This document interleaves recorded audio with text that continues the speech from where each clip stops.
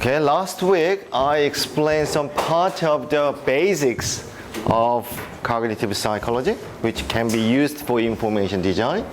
Question was, from below, who would be the most influential researcher in cognitive psychology? We have 4 of them: Immanuel Kant, Herbert Simon, Adam Smith, and Descartes. So that is the question. So, and then you just practice your first, okay, the responding system. So now goes on. Okay, you click the answer. So if you have a right answer, you can have a green button. If you're wrong, so anyway, the answers is this one. Many of you already know the answer. Say correct answer is B. Who's there? Herbert Simon. So some of them was wrong, but that's fine. But point is, okay, so this one is a simple exercise. So we're going to use this cricket throughout the course. Okay, right? So that you have to practice like this one. So this one is not counted on your credit, but I mean this one is very important information about how you're going to use a cricket throughout the course. But when you start a lecture, okay, we're going to use this information. Say, who is Herbert Simon? Nobody knows? Have you read chapter 1? Okay? In the chapter 1, Herbert Simon says, okay, Herbert Simon is researched on some of the topic in artificial intelligence. Today's lecture is introduce you about the history of cognitive psychology, and Herbert Simon is one of the main figure to develop psychological aspect in computer science, which we're going to use right now. So, for the time being, we just move out, and then we're going to start the lecture. Okay, we have some kind of history in cognitive psychology because when you read the chapter 1, they introduce a couple of main points in development in psychology, starting from the philosophy, okay, and then move into behaviorism, and then go into the cognitive psychology. Okay, starting from this main slide, as you can see, Plato, Aristotle. You know guys, right? You know this person? The one of the main debate in these 2 great figures in our science. Of course they are philosophers, but I mean they study about science in old Greek times. But these 2 people made a very influential work throughout the whole human history. Of course we have Confucius, Gongja in Korean. We have Mengja as well, Mengjis. But I mean that is kind of more Eastern, the philosophical background, but main scientific approach comes from these 2 main figures, Plato and Aristotle. Okay? What did they do? What did they do? Plato, Aristotle. You know, it takes time. What is this one? Idea or idea? Probably many of you know about the idea, right? So idea comes from the Plato's idea is when you look at the product, or when you look at any of the object, when you look at anything in the world, that is something different what we can see. Okay? So every product, everything, every object has something inside. I'm not talking about atom. I'm not talking about the Plato. I'm talking about Plato is believed that something is inside. Aristotle doesn't like it. He doesn't like his teacher, and Aristotle proposed that Plato might be absolutely wrong. Okay? So the idea is very simple. Idea, okay? And then Aristotle is talking about, okay, so what is the mental? What is the mind? What is a human thing? So Plato proposed that we can't see the real thing. Okay? We cannot understand the real part of the world, so that we have to look inside and think. So that is the main idea about his idealism. This idealism is spreading in the Middle Ages in Europe, so medieval time, so that combines with Christianity. So all the Christianity philosophy is based on the Plato. Okay? That's why Ideas, the God, the Lord is up there. We don't understand the matter. Only he knows it. That is Christianity combined with the Plato. But you know that, what is that? Renaissance, right? Renaissance, right? So Renaissance is come back to the human nature, right? So at that time, main philosophical debate between the Christianity and the modern philosopher was Aristotle. Aristotle is looking all the matters in two separate things. One is spirit and the other one is a real thing.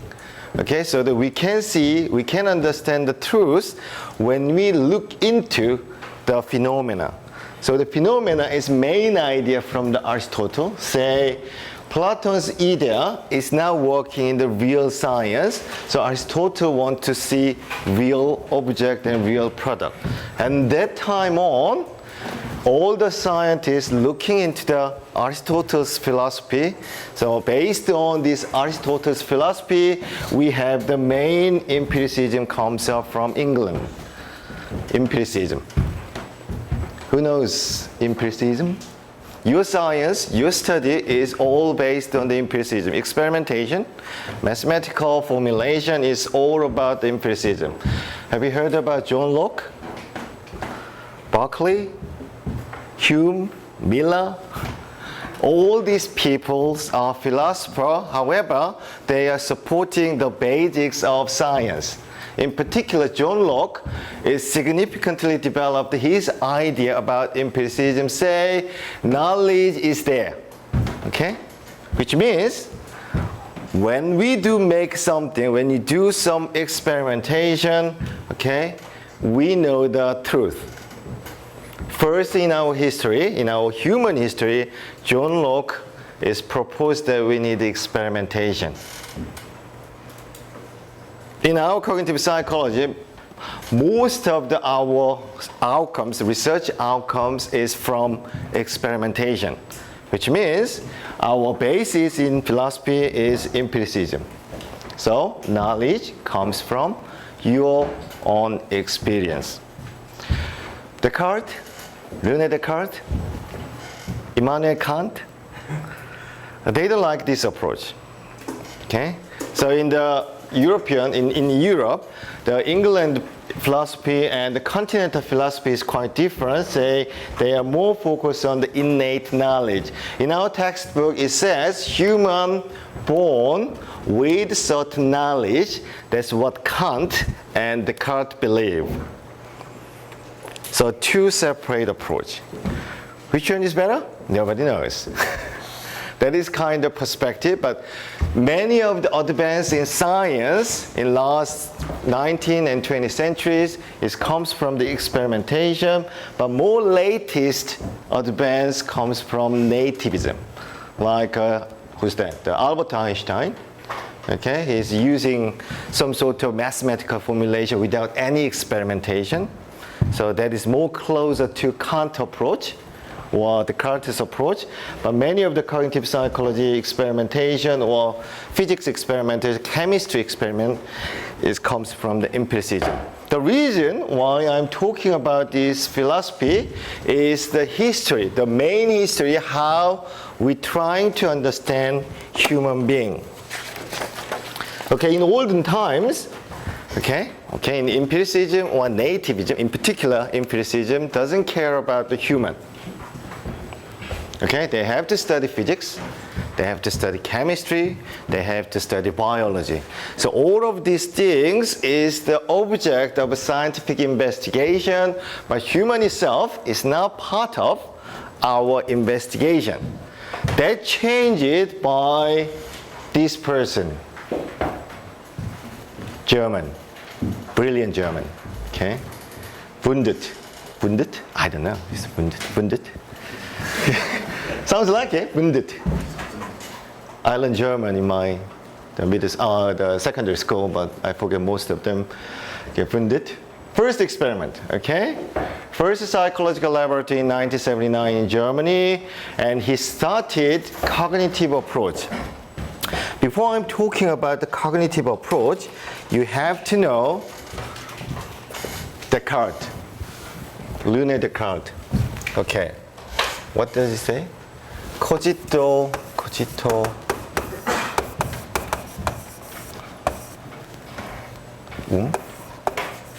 I'm not sure about the last part. Okay, in English,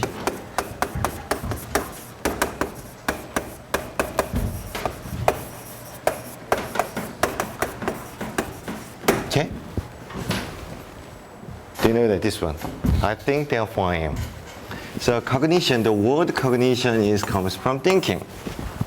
Okay? Say like Descartes is firstly proposed that we can separate matters and mind. At this time, it could be really hard for accepting it, but while we're going through this coursework, you will find that how the psychology is looking at the object and matters or information. Okay? So in that case, Descartes' proposal is very important. We are separating outside world and your mind. That is current trend in many of cognitive psychology or cognitive information design, but it hasn't been slightly changed recently to combine matters and mind. But that comes up in week 3 and week 4, so I shouldn't be worried too much at this time. But go back to the main slide. What he did, Wundt did, was an introspection experiment. Introspects. Okay, the introspection is not, at this time, it's not many people are using the introspections to study about cognition, but this one is really important topic and important research method can be, this one, say, some of the new method for studying in cognitive psychology is using as a branch of the introspection. Introspection is this one.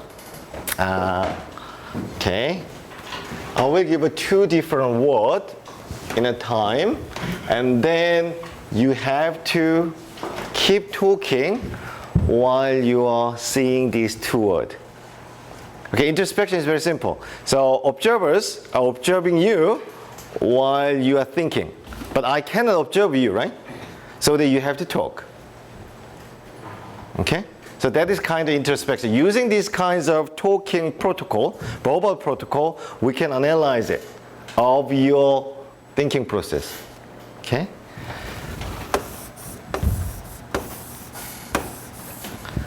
So now you're thinking, right? So when you see lady, there you have many mental calculation in here, right? So that you probably have heaps of experience and something, but you have to keep talking. You imagine that you'll keep talking. And then, if I write down in this one, so you probably, right? So you're starting from this one, so that you're thinking about the fair lady, something. But suddenly when you see the Gaga, so your mental things slightly change, isn't it? Like going into the singer or that sort of thing, right? So, but if I can observe when you are talking while you're seeing these 2 words, I can analyze your thought process.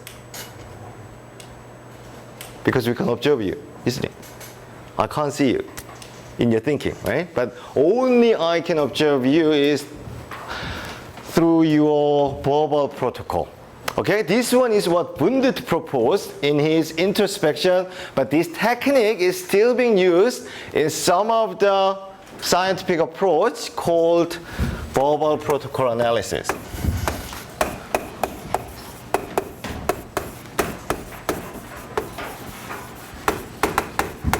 Who made it? Herbert Simon and Alan Newell. They made, okay, from this idea.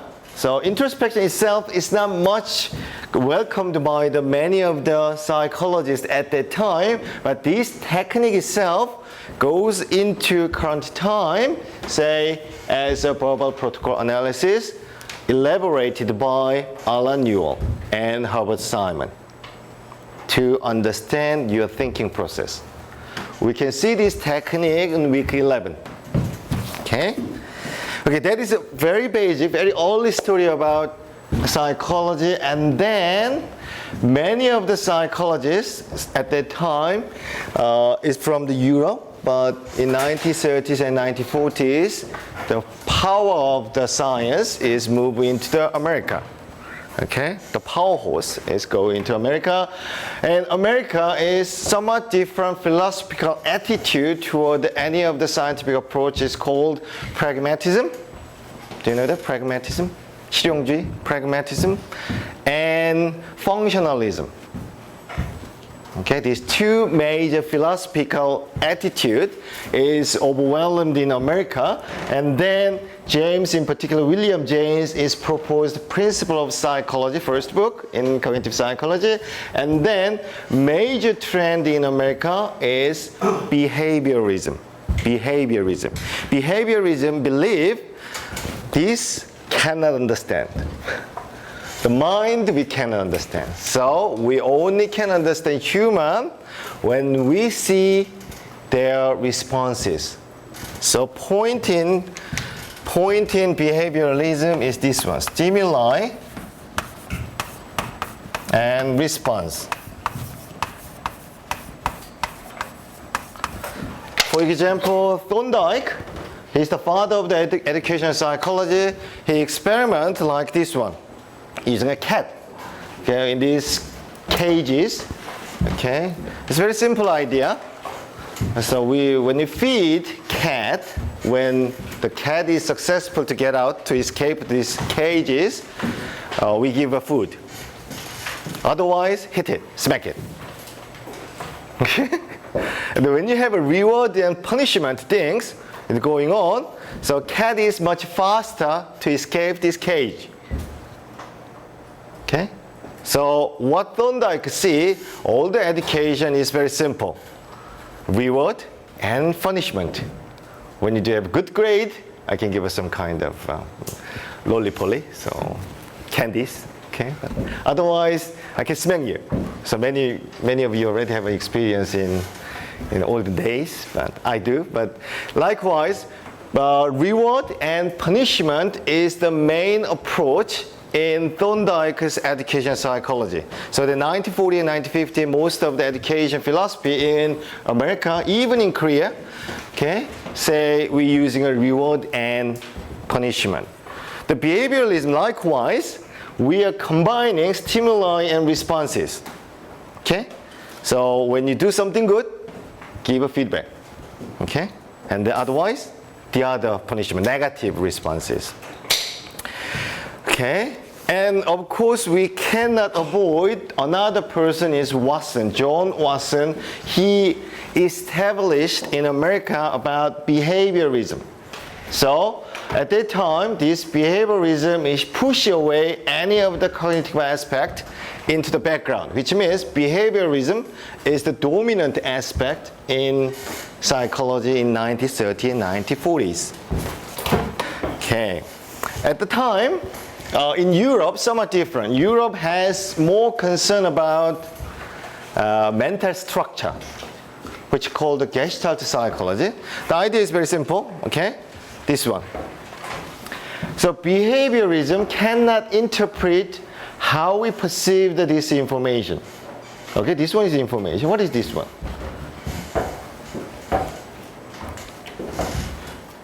Vase.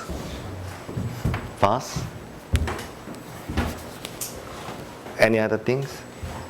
Profile of face, side of face, two of them.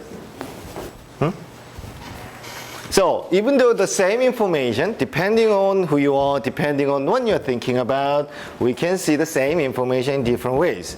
Behaviorism cannot make this kind of one-to-one mapping, but Gestalt psychologist is trying to interpret between the stimuli and their response cannot be one-to-one. It might be one-to-many, but how? So that they're looking at into the mental structure and mental process.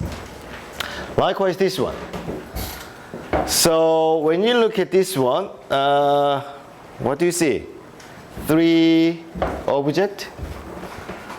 Probably you may see something different, isn't it, in here? The triangle. The behavioralism cannot interpret this one. So how people can see foreground and background. So many of you, can I guarantee? Say many of you will see, okay, this empty triangle without any line could be foreground, isn't it? Foreground triangle, and this one is background triangle. But how we can perceive it? Likewise, behavioralism cannot do that.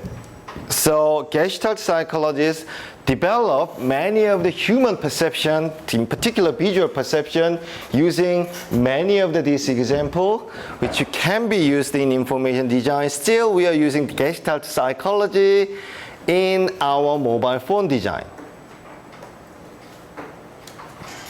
You have a smartphone, right? So any other people using old mobile phone, like a folder stuff?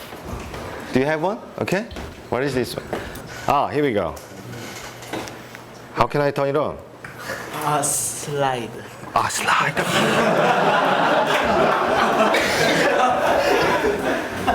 Clever.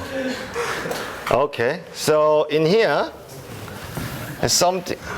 Oh, here we go, here we go. In its first standby mode, the interface looks like that. That is screen. And here is 취소.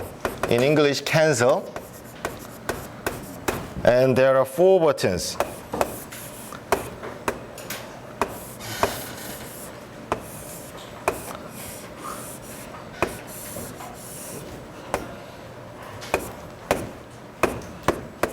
There's no label on the button. Okay? So that is his mobile phone. So my question is how you can click the 취소, cancel. Which button is assigned to this,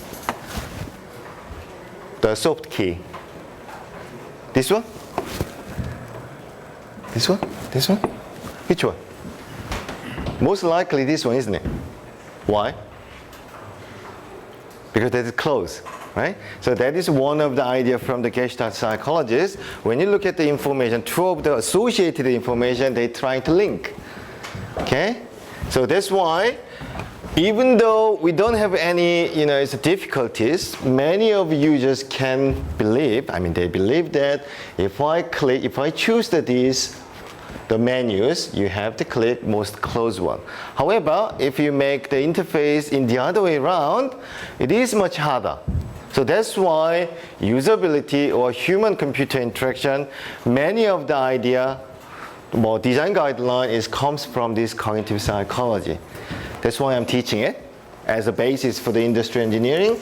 Okay, point is this one. So now, after 3040, so it moved into cognitive psychology because of the 3 main influences in our world. Particular one, practical reason is World War II. In World War II, America need to make heaps of equipment, okay, to win the battle, win the war. So at that time, airplane in particular, likewise this one. So they have to develop these kinds of gauges in a cockpit, but it is really hard to understand by the pilot. So in 1940s and 1950s, many of the psychologists working for this military design say how we can improve their performance while they're flying, while they're fighting. So that is main reason how the cognitive psychology is boomed in 1940, end of 1940 and beginning of 1950s. Another one we can't avoid, artificial intelligence, who? Herbert Simon and Alan Newell. They are trying to develop complex problem-solving approach using a computational logic.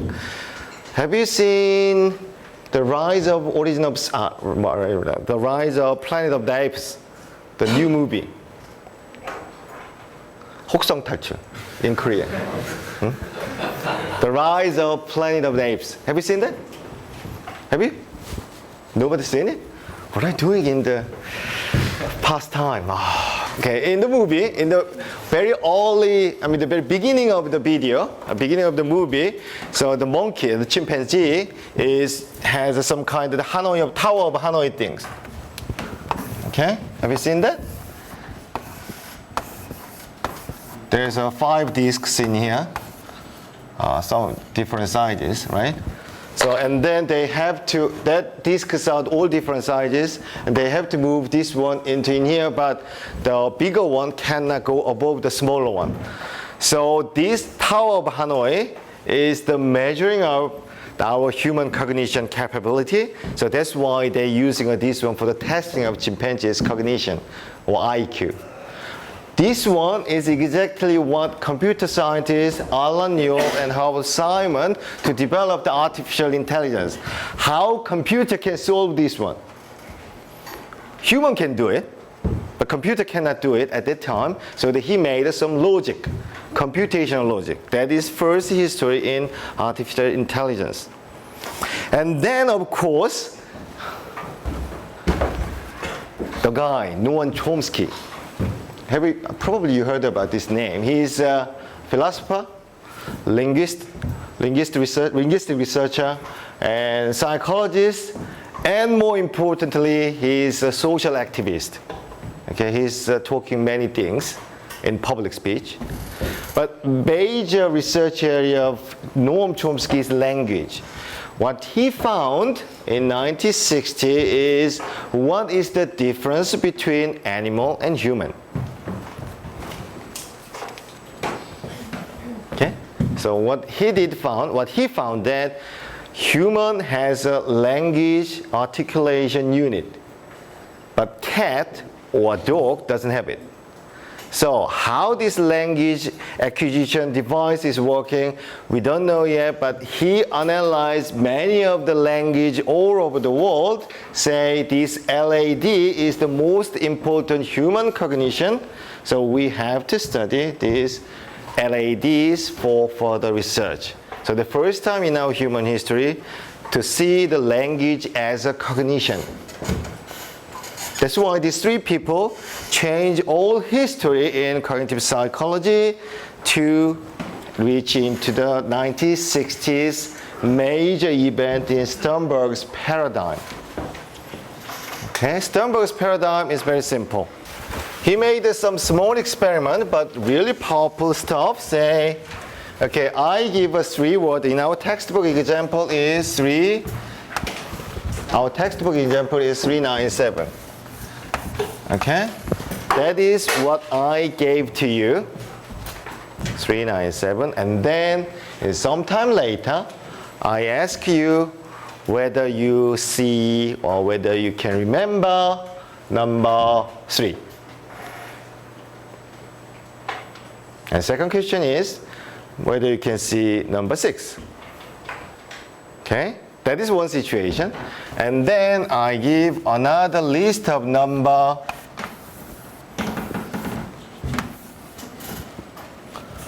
Likewise, we have 6, 7 digits, and then I ask you whether you remember number 1. Which one takes more time to answer? Responding time. This one is longer, isn't it? Because you have to compare every digit in your calculation, mental calculation, to see number 1. This one much faster, isn't it? Because we have only 3 numbers to compare, but this one is 7 numbers to compare to give an answer. That's why this graph comes out. So when you have more numbers you have to memorize, it takes more time. So Sternberg's paradigm clearly indicates only one issue. Human brain is information processor, like i7, Pentium i7. Pentium?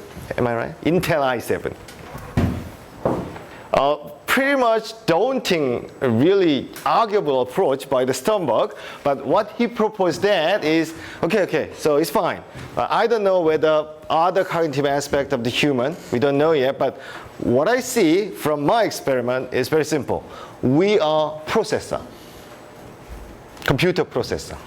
So if you have more information to process, take more time. If you have short things, we can process much faster. Isn't it? More thing, more time.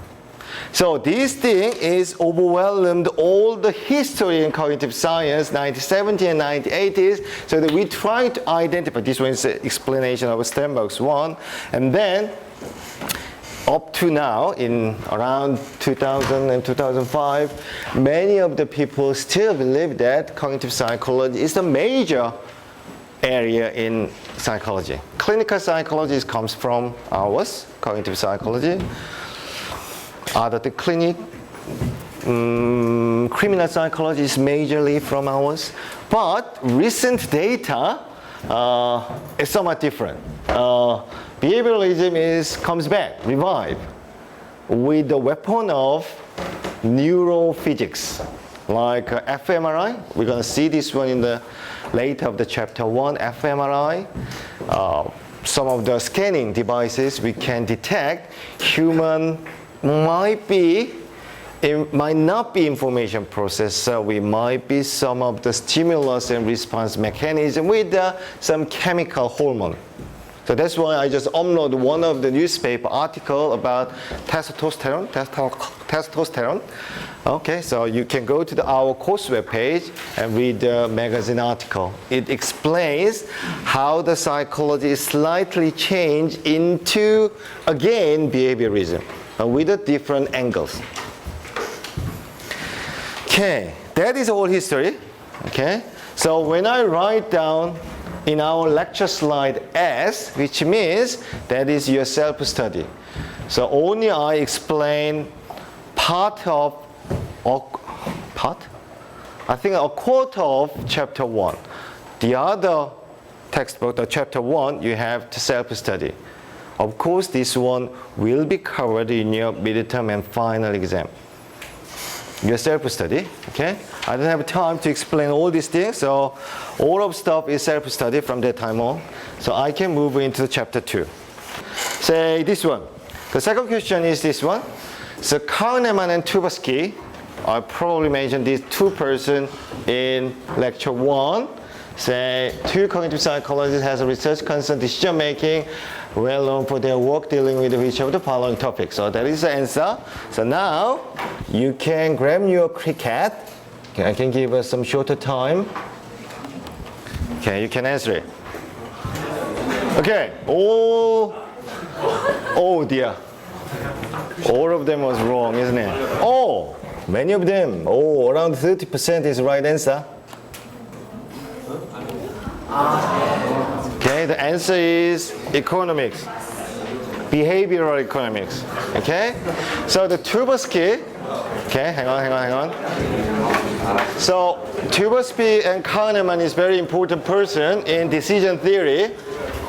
But anyway, so we go back to the Kahneman and Tversky. So they did about the behavioral economics, okay, decision theory. Okay, so you can feel about what he did. Okay. Can I ask, my right side is closed eye. Closed eye. Don't look at me. And closed eye until I say you can open eyes. Okay, this person, this group of people, is imagine that. Don't calculate it mentally. Just guessing it, estimate it.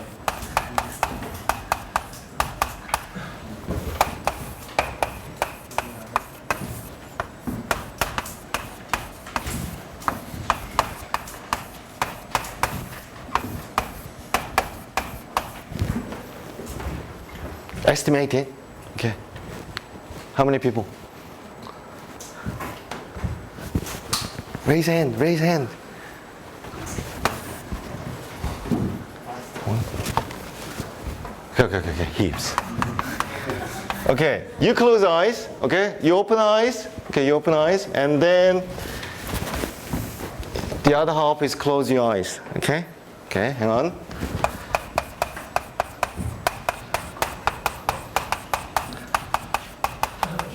Okay. Estimating. Number 1, 2, 3,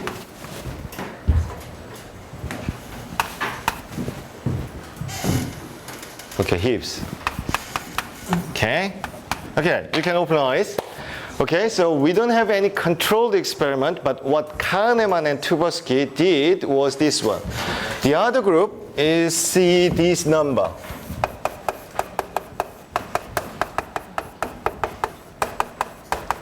Okay, and the other half see this number. The answer is 40,000 something, but I mean that is only your estimation. What Tversky identified was when you see this one to estimate number, they intend to estimate number into the lower options. When you see this one, they are trying to estimate with a bigger number. The reason why they call this one is anchoring information. When you start the information with a small number, they underestimate the total value, but when you see the big number, they're trying to estimate bigger one. Using this kind of decision theory approach, he proposed that many of the management decision skill. In the management, your boss, you're the manager, you need a decision making, right? Like a Samsung, okay, the CEO, you have to decide whether we built a new company, new plant or not. In that case, many of our decision-making process is starting from the anchoring point, which means beginning point is very important. So that is kind of approach is being associated with behavioral economics, which he won the Nobel Prize in 2002. Nobel Prize in economics. He's a psychologist, but won the Nobel Prize. Okay. Yeah, that is first question, and then we can skip. Okay. Okay, second question is, the third question is, you have seen that empiricism and nativism, and how about Simon is talking about the complex problem solving. So I can just move into the next slide. So that is chapter 2. Okay. From now on, it's kind of entertaining. Okay. So, visual perception. In our visual perception, it's very important. 70% of our information processing is done by your eyes. Okay? What I'm asking you to look at this one, the coloring is not good. They might be good. That is good. So it should be pink colored. Okay? But that is blue colored. I think the lens is gone. But anyway, so you can just feel about this one. When you look at this one, when you follow this blinking dot, what color can you see? Blue, pink, right? In that case, pink. In that case, blue, right? When you look at the cross, and then see the blinking dot, what color can you see?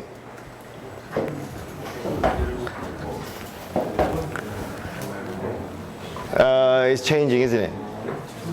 When you're following it, you can see the pink color in this case, but when you cross in here, focus in here, looking the blinking dot one, you can see the different color. Sometimes change in the blue, sometimes change into the white one.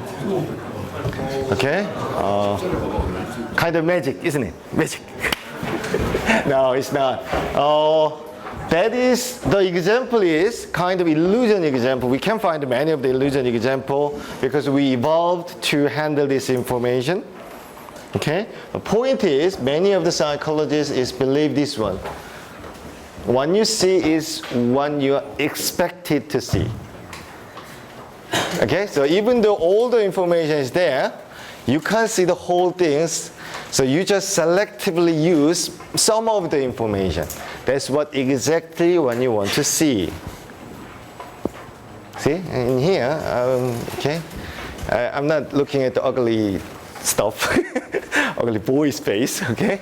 Likewise, okay, something like we can see only what you're expecting. So that is a limitation of our visual perception. So many people, in particular many of the information designer believe that if I show every information to you, okay, you will accept it or you just can understand it, but that case is not working because you just doesn't understand what the designers made, so that you have to be very careful to make some information. Mobile phone, or computer application, when you do that, you think about the user's aspect, in particular visual perception. Now I'm going into the more about the Gestalt psychology, okay, because visual structure is, most of the visual structure information or studies comes from the Gestalt psychologist. One of the example, the door, isn't it? So exactly same, but label is push and label is pull. What is the right way? Push or pull? It's very difficult to say which one is right, but when you look at this one, that is fire door. Okay, all the fire door, it looks like that. Why? That is only one way to push, isn't it? But if the fire door looks like it, in the emergent situation, people have a struggling, right? The other side is pull, and the other one, push and pull is same. But if the pull and pull is a big problem, so that's why all the design in fire door can intentionally, okay, to push it. So kind of visual perception is already say, okay, when you look at this kind of lever, many people try to push it rather than pull it, isn't it? What is it? Okay, this one. Open design, isn't it? When you look at this one, there's four hopes and four knobs. When you have this kind of open design, many of people will confuse which one can control which one. Better. Much better, isn't it? So that is kind of visual structure. Gestalt psychologist is believe that kind of linking. So when you have this kind of open design, no label is needed in many cases, isn't it? But in this case, we have to put the labels. Otherwise, people confuse it, or icons at least. But if you look at this one, say many people trying to linking between the hob and knob. Same as this one. So that is what Gestalt psychologists identify. Oh, right, we have some kind of visual structuring. So that's why we can find many of the examples. Bad example, good example, right? But my wife doesn't like it. Very difficult to cleaning it. Okay, another one. Visual perception. How many sevens in here? Hips. Your answer is hips, right? But when I look at the color coding, oh, that is not good. The color coding in here, we can easily, much faster, to recognize how many seven. That is kind of, Gestalt psychologist is identify when you have a color coding, we can process the information much faster. That is our human, the evolution stuff. And another example which have a very significant effect in the England road design, say the speed limit. Okay, so I can show you the two examples, and which one looks faster. Which one looks faster, right? Okay, that is one signage, and the other one. Okay, try one. Within a 1 second, you can see the two signage, but the other one is you can see four signage within a second. Which one looks faster? The reason is, I mean, this one is you are static position at this time, but just imagine that you are driving. How can you feel your speed? How can you recognize your speed? Gauges? No, it's your speed perception comes from your eyes. Say how many outer object is passing through your eyes. Okay, if you're fast, the information is going fast, right? If you're slow, and slow down, right? Using these kinds of idea, so we designed the exit sign. That is, so when you see the 1 mile limitation in here, 1 mile, so to exit, and then suddenly that comes in 0.1 mile. So that is all the design involved in England, and these cognitive psychologists developed a new way of the road design. Say exactly the same. They didn't change the road itself. They only changed the number of signage. So when people coming through this one, they can see the 4 different signage within the same seconds. So they believe that they are much faster than what they believe so. Say, for example, if they're driving 100k per hour, when they see the 4 signage within a second, they believe, oh, 120. So that they are slowing down. They are put the braking. So using this kind of visual perception approach, we can design many different applications. So another one is troop effect. We can come back. This one is week 3 tomorrow. But I mean, this one is, if you go to my web page, you can do the troop effect experiment. So if you're interested about troop effect, go to my web page and then do some experiment. Troop effect, this one. Say, I can make in here example.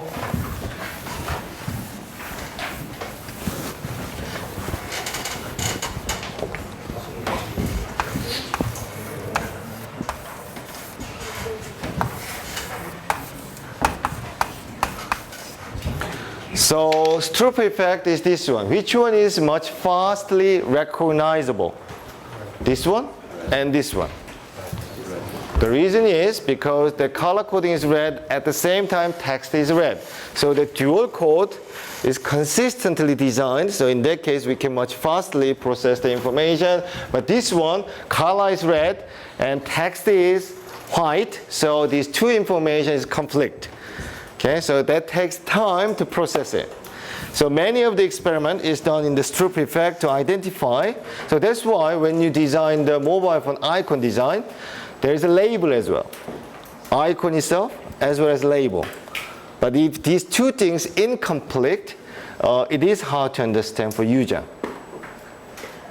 Okay, so this one is summary. So this one is not actually cover the only section 2 and chapter 2. It covers whole aspect of until chapter 7. So that is kind of my introduction.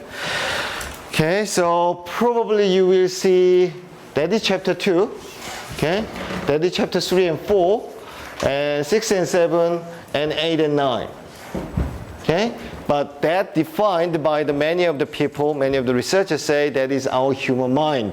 Say when the information comes through your sensory memory, eyes, ears, tactics or whatever, and attention is needed, a major limitation is working memory, and then the information goes into long-term memory. So don't worry about at this time. We can take every issue step by step throughout the course. So I can just give us some idea of the basic stuff. Okay, what is this one? Dot, blobs, nothing more. But when you look into it, longer time, you can see dog, Dalmatian, right? That is human. That is human. Interesting part is even though this information is only dot and blobs, but people recognize this one as a dog, right? Isn't it? Why? Because we are actively interpreting the information. That is sometimes very useful, but sometimes it's not effective. Okay, when you have a disaster, like a nuclear power plant or chemical plant is disaster stuff, or aircraft disaster, many of these disasters comes from your automatic process. Your mind process information automatically sometimes. Likewise this one. Even though this one is only dot and blobs, but your mind is automatically see this one is dog. Okay, that is a limitation as well as advantage of human brain. Sometimes you have to block them, so not working this automatic process. That is one you have to make as an industry engineer, okay, for the decision making, supporting, or some other stuff, information design.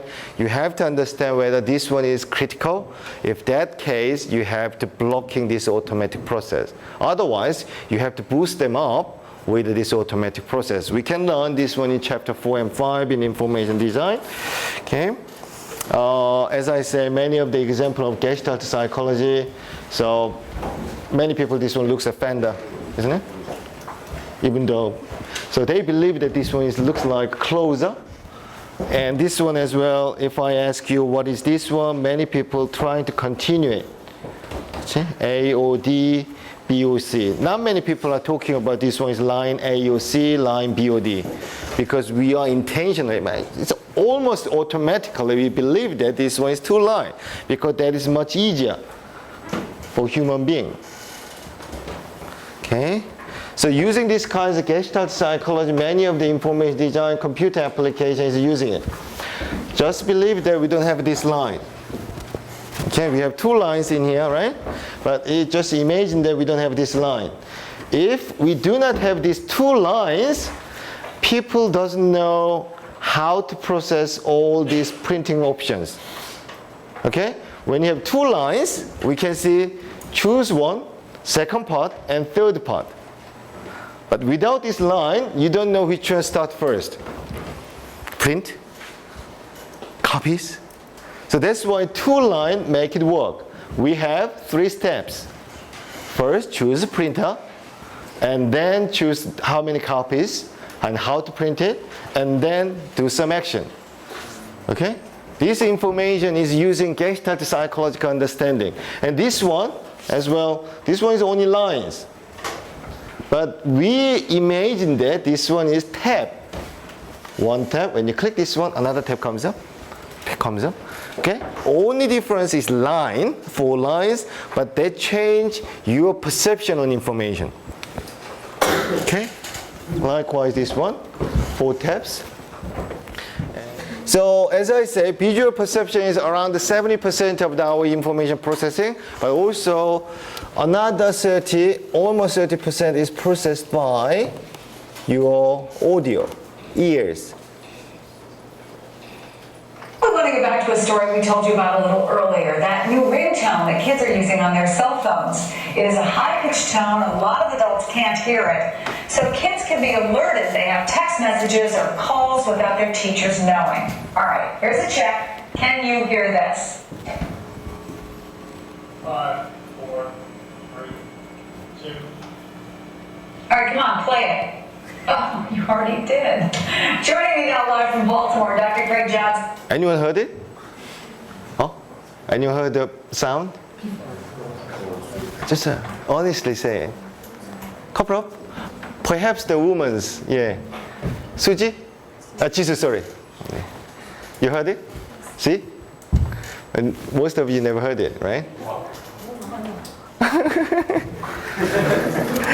President of the Academy of Dispensing Audiology. Okay. Welcome, Dr. Johnson. Thank you very much. Silent ringtones. Why couldn't I hear that? If you have a high-pitched one, only some people can hear it. You're young, so that's not how we get that. In particular, elderly people cannot hear it. Young people can hear, in particular more younger ages, like adolescent. And female can hear some sound, but that depends on your auditory perception. It doesn't say you are disabled.